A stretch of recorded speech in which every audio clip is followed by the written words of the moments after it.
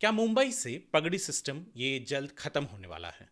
13,000 से भी ज़्यादा ऐसी इमारतें जो जर्जर हालत में पड़ी हुई हैं और कभी भी गिर सकती हैं, उन्हें रीडेवलप किया जाएगा। उनमें रहने वाले लाखों लोगों को नए घर मिलेंगे। शायद ये सब पॉसिबल हो सकता है और जल्द होने वाला है। क्यों होने वाला है, कैसे होने वाला है और क्या है ये पगड़ी सिस्टम, मैं आपको बताऊंगा। बने रहिए हमारे साथ इस वीडियो के अंत तक। नमस्कार, मैं हूं वरुण सिंह और आप देख रहे हैं स्क्वायर फीट इंडिया।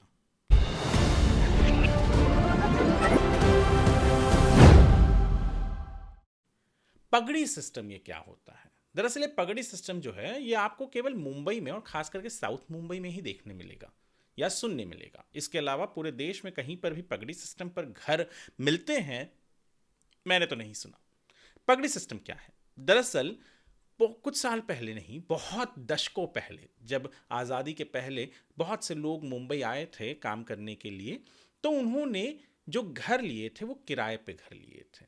अब किराया कैसा था आप समझ सकते हैं कि एक हैवी अमाउंट देते थे जो लैंड ओनर होता था उसको, यानी लैंडलॉर्ड को जो टेनेंट्स आते थे वो एक बहुत हैवी अमाउंट देते थे और हर महीने का कुछ छोटा मोटा किराया देते थे। पगड़ी सिस्टम के तहत जो टेनेंट आया है उसके पास बहुत सारे अधिकार आ जाते हैं जो आपके नॉर्मल रेंटल अग्रीमेंट में नहीं आते। जैसे पगड़ी सिस्टम में जो टेनेंट आता है वो उस प्रॉपर प्रिमाइस को जो उसने लिया है पगड़ी पर उसे बेच सकता है। बेचने पर थोड़ा सा अमाउंट जो भी होता है वो आप खुद एक बड़ा अमाउंट रखता है और उसमें से कुछ हिस्सा लैंडलॉर्ड को देता है। वो उसे सबलीज भी कर सकता है, सेल तो कर ही सकता है।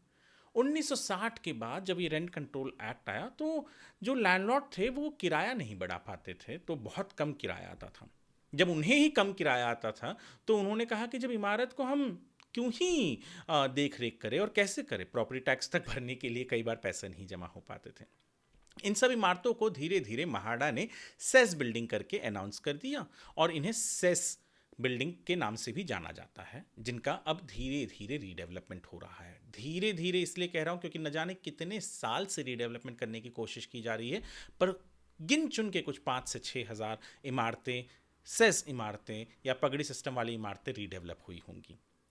और अब सरकार ने कहा है कि हम चाहते हैं कि भैया जितना जल्द हो उतना जल्द ये रीडेवलपमेंट हो।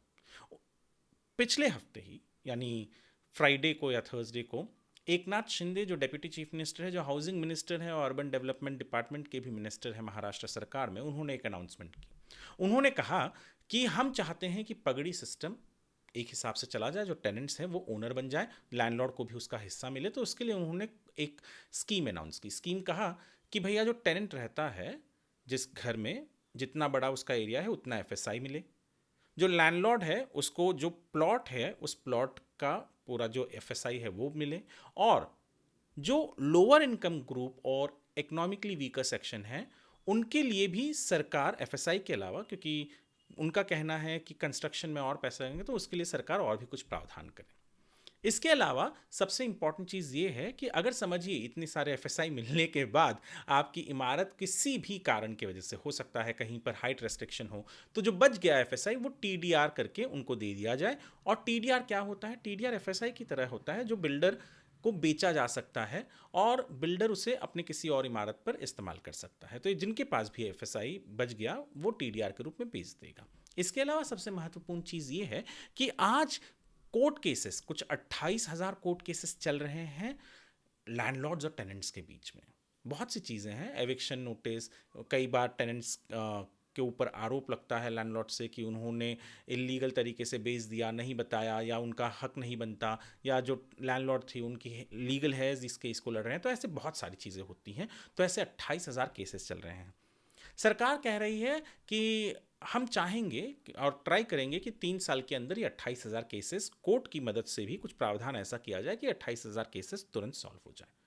अगर ये इमारतें रीडेवलप होती हैं तो ये पगड़ी सिस्टम तो निकल जाएगा, क्योंकि जो टेनेंट्स आज हैं वो ओनर हो जाएंगे अपने इसके, और जो लैंडलॉर्ड है उसको भी हिस्सा मिल जाएगा। लैंडलॉर्ड इसके लिए ज़्यादातर नहीं जाते थे क्योंकि उन्हें एक अच्छा कॉम्पनसेशन नहीं मिलता था, ऐसा कई लैंडलॉर्ड आरोप लगाते थे। पर अब जब उन्हें एफएसआई मिल रहा है तो माना जा रहा है कि शायद ये एफएसआई जो मिल रहा है वो उनके लिए एक तरीके से बड़ा कॉम्पनसेशन होगा। अब इसके जो फाइन प्रिंट्स हैं वो आने बाकी हैं, क्योंकि मेरे मन में भी डाउट है कि किस तरीके से एफएसआई क्या होगा जब तक फाइन प्रिंट नहीं आता, जिससे मुझे लगता है टाइम है, क्योंकि आने वाले कुछ दिनों में शायद मुंबई म्यूनिसिपल कॉर्पोरेशन के इलेक्शन अनाउंस हो जाए तो उसके बाद कहीं जाकर ये फाइन प्रिंट्स आए, तब तक हमें इंतज़ार करना पड़ेगा। पर आज इसका मतलब ये भी है कि जो डेवलपमेंट चालू है वो नहीं रुकेगा। ये जो इमारतें हैं खास करके पगड़ी सिस्टम वाले, ये 33/7 और 33/9 क्लस्टर रीडेवलपमेंट यानी डीसीआर जो है मुंबई का, उसके तहत रीडेवलप होती हैं। वहाँ पर जो टेनेंट्स हैं उनको एक फिक्स घर दिया जाता है, एरिया दिया जाता है, और भी प्रावधान होता है। अगर कितना भी बड़ा घर हो या कितना भी छोटा घर हो, उन्हें मिनिमम 300 स्क्वायर फीट के ऊपर 400 तक का घर मिलता है फंजिबल एमजिबल पकड़कर, फंजिबल एफएसआई पकड़कर, और बड़ा एरिया होता है तो उसका इक्विवेलेंट भी मिलता है शायद। तो ये सारी चीज़ें तो हैं। तो इसका मतलब ये नहीं है कि ये वाली पॉलिसी आ गई तो 33/7 और 33/9 जो क्लस्टर रीडेवलपमेंट वाली पॉलिसी है वो हटा दिया जाएगा, वैसा कोई प्रावधान नहीं है। ये आ रहा है, ये एक ऑप्शन की तरह आ रहा है। अगर लैंडलॉर्ड और टेनेंट चाहते हैं तो वो इसके तहत भी अपने बिल्डिंग को, जो जर्जर पड़ चुकी है, जो बहुत ख़राब हालत में है, रहा नहीं जाता, लोग नहीं खाली करते इस डर से कि अगर खाली कर देंगे तो उन्हें कोई घर नहीं मिलेगा, और लैंडलॉर्ड इसके लिए कुछ नहीं करता उस पर, क्योंकि उसको इतना पैसा रेंट के रूप में नहीं मिल रहा है कि वो उसको वापस से उसका मरम्मत देखभाल करे। और महाड़ा जब रीडेवलपमेंट या रिकंस्ट्रक्शन के लिए जाती है तो भी बहुत सारा ये होता है कि हमको सरकारी संस्था से शायद नहीं कराना है। बहुत सी चीज़ें हैं जो अड़ंगे आती हैं इन इमारतों के रीडेवलपमेंट के लिए। पर अगर इस पॉलिसी को सही तरीके से समझाया गया, जो मैं कह रहा हूँ, मैं 20 साल से रियल एस्टेट कवर कर रहा हूँ, पर मुझे भी अभी समझने में टाइम लगेगा क्योंकि पॉलिसी के फाइन प्रिंट नहीं आए हैं। जिस दिन पॉलिसी का फाइन प्रिंट आएगा मैं ज़रूर आपको समझाने की कोशिश करूंगा, समझकर कि पॉलिसी क्या कहना चाहती है ठीक तरीके से।